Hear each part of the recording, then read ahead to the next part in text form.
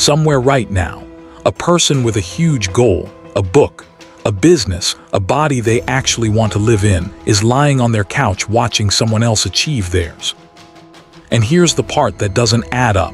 That person isn't unmotivated. They can tell you their 5-year plan in perfect detail. They've got the notes app full of ideas. They've bought the course. They've made the vision board. They are, by every definition, ambitious. So why can't they start? The lazy genius paradox.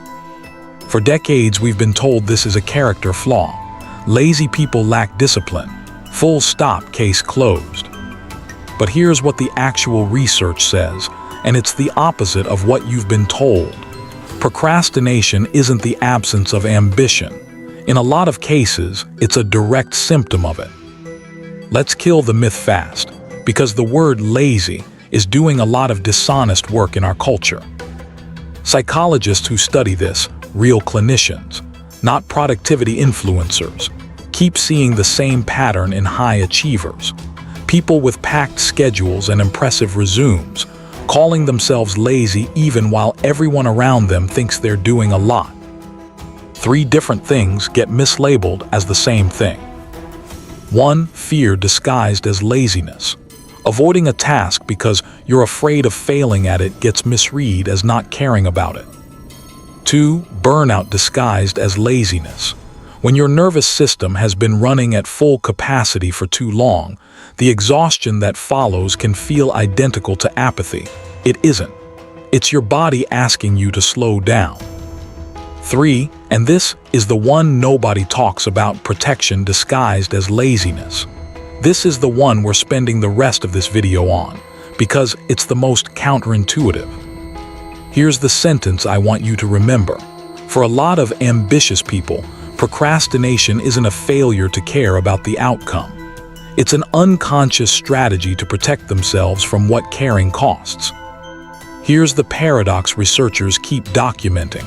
The people procrastinating hardest often work in furious, high-intensity bursts right before the deadline. That's not what laziness looks like. Laziness doesn't pull all-nighters. So what's really going on? The delay isn't random. It's doing a job. By putting a task off, a person builds themselves a built-in excuse for if they fail: I didn't have enough time. And that excuse shields their sense of ability from ever actually being tested. Think about what that means. If you try your absolute hardest and it still doesn't work out, that's direct information about your capability. Terrifying for a lot of people.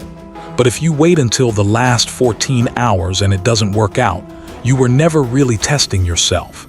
You were testing your time management. Your ego walks away completely unscathed.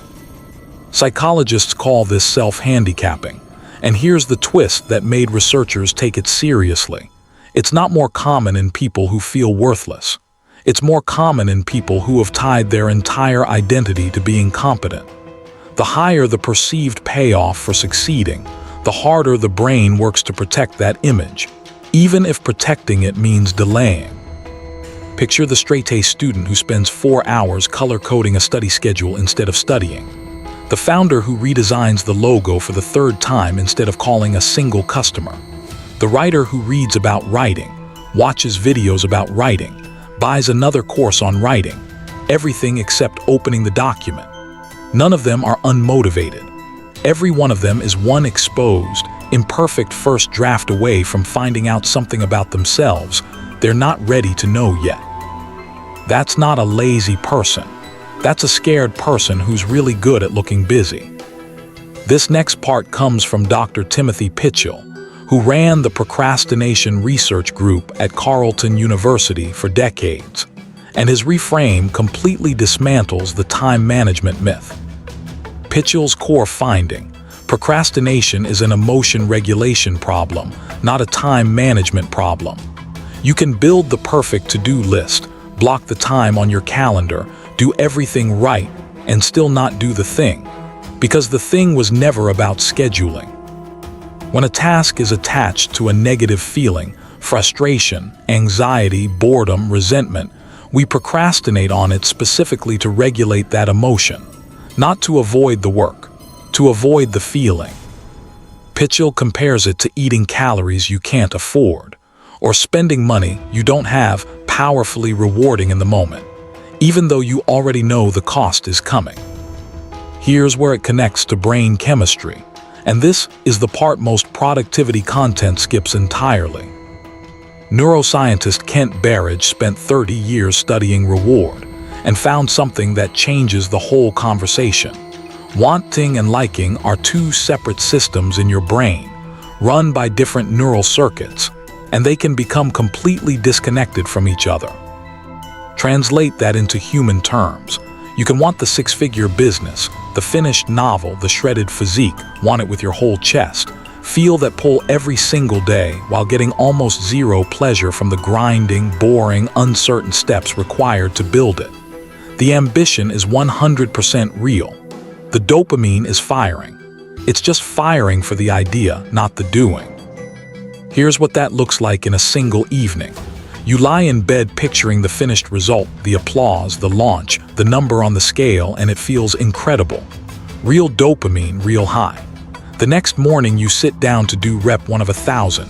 The cold email, the ugly first sentence, the unglamorous set at the gym. Zero high. Might even feel actively unpleasant.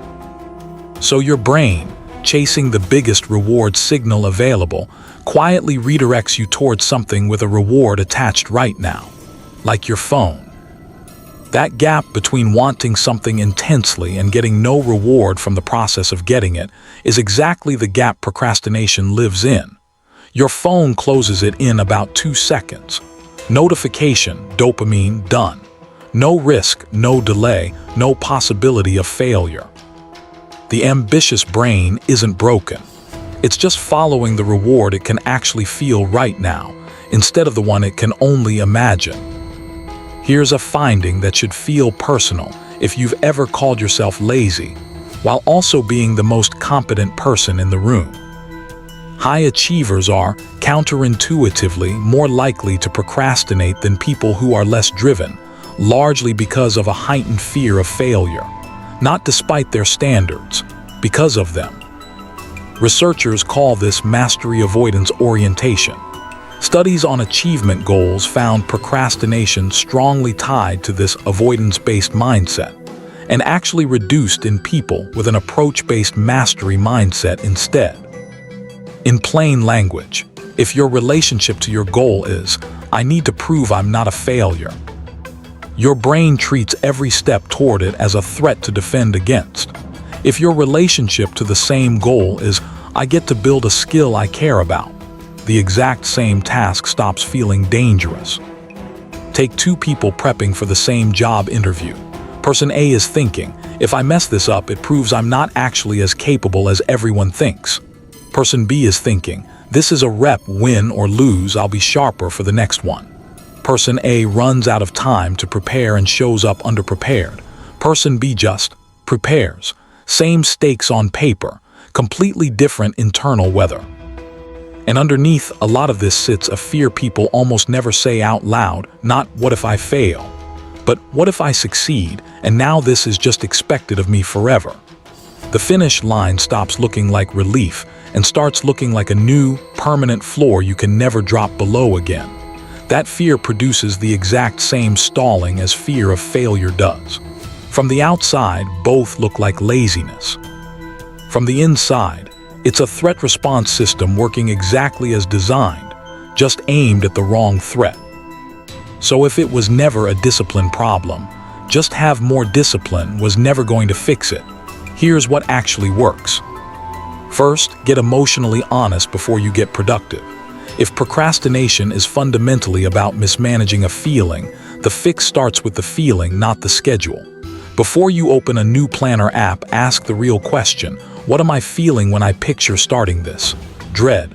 A fear of finding out I'm not good enough. Name it. You can't regulate an emotion you won't look at. Second, lower the entry cost to almost nothing. The dread lives in the anticipation, not the doing. Once you actually start, it tends to feel far less negative than it did while you were avoiding it. A 10-minute timer isn't a productivity hack. It's an emotional intervention. It gives your brain permission to stop treating the task as identity-threatening and start treating it as small and reversible. Third, use implementation intentions. Predeciding the exact trigger for action. If X happens, I will do Y, removes the moment of decision where fear usually steps in. If it's 9 a.m. and I've had coffee, I open the document beats, I'll write today every time. Fourth, and this is the one that actually reaches the root. Separate your worth from the outcome before you start, not after. If failing at the task would mean something about who you are, the task was never going to feel safe to begin. That has to be settled first. Everything else is downstream of it. None of this is about becoming less ambitious. It's about giving your ambition a nervous system that can actually tolerate the process of chasing it. So the next time you catch yourself calling yourself lazy, stop and actually check. Are you unmotivated? Or are you standing in front of something you care about so much that your brain would rather protect you from the risk of trying than let you find out what happens? Those are two completely different problems. Only one of them gets fixed by trying harder. The other one gets fixed by finally being honest about what you're actually afraid of. If this reframed how you think about your own procrastination, hit subscribe. I'm going deeper into the psychology of ambition, motivation, and the brain science behind why we do what we do every week. Drop a comment. What's the task you've been circling instead of starting? I read every one.